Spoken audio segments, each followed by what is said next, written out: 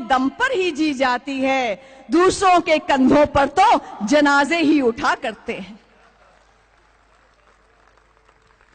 परंतु विचारधारा की लड़ाई में अगर आपको विचारधारा का सच्चा चरित्र देखना हो तो उसको तब मत देखो जब वो विपक्ष में है, उसको तब देखो जब वो पक्ष में है और सत्ता में है।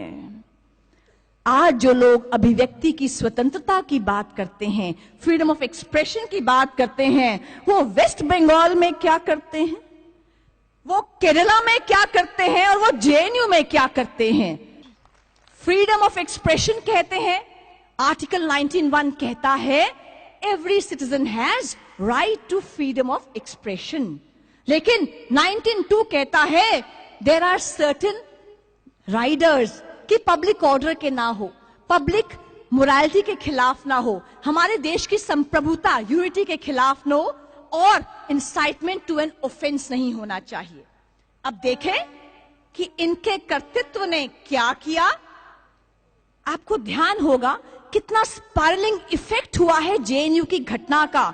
मुझे ध्यान आता है कि फरवरी के माह में जब सिक्योरिटी फोर्सेस पर पत्थरबाजी हुई, लोगों के हाथ में आईएसआईएस के फ्लैग्स थे, पाकिस्तानी झंडे थे, अफजल गुरु के पोस्टर्स थे, तो बड़ा सा बैनर था थैंक यू जेएनयू।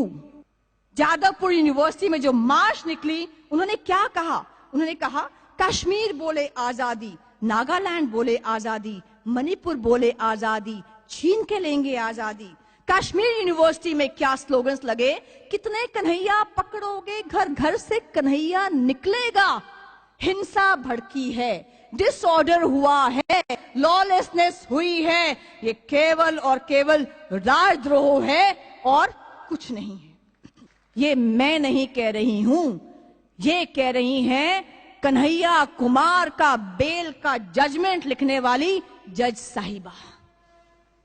जज साहिबा ने जो कन्हैया कुमार का 23 पेज का बेल ऑर्डर आया है, उसमें कहा है चारों ओर वसंत ऋतु है, शांति के फूल चारों ओर रंग बिरंगे फूल हैं। क्या कारण है कि जेएनयू में शांति के फूल नहीं है? इसका जवाब देना होगा वहां के टीचर्स को, वहां के स्टूडेंट्स को, वहां की एडमिनिस्ट्रेशन को। पूरे भारत का जब भ्रमण किया 16 वर्ष की आयु में आदि शंकराचार्य ने, तो केरल में पैदा हुए और केदारनाथ में प्राण छोड़े, चारों जगह अपने मठ की स्थापना की।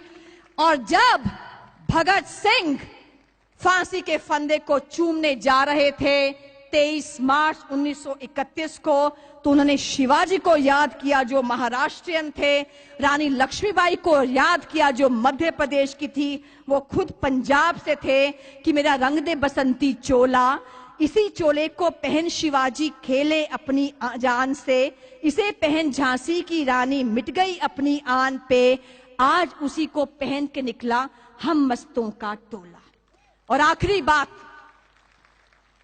अरविंदो से कहा गया तुम्हारा रिश्ता क्या है भूमि के साथ?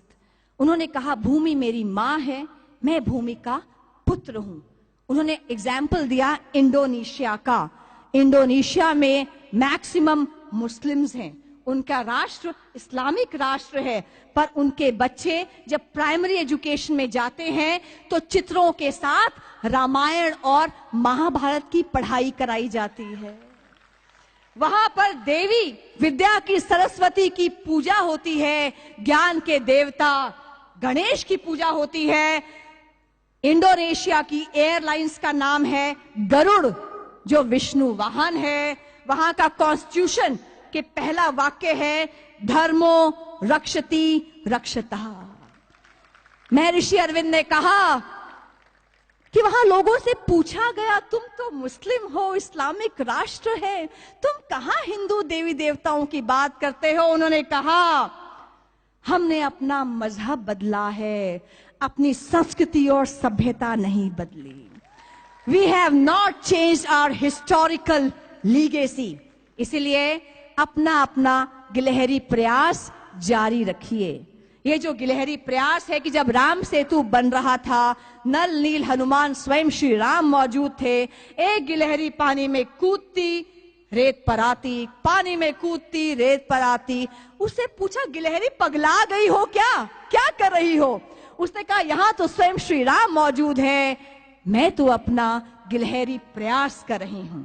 इसलिए लगे रहिए, व्हाट्सएप पर कंटेंट शेयर करते रहिए, फेसबुक पे कंटेंट शेयर करते रहिए, क्योंकि आक्रमण जो हो रहा है वो यूनिवर्सिटीज में हो रहा है, हमारे युवा पर भी हो रहा है।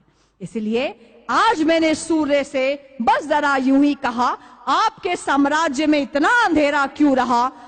तमा के वो दहाड़ा, मैं अकेला क्या करूं? तुम बेफिक्रों के लिए मैं भला कब तक लड़ूं?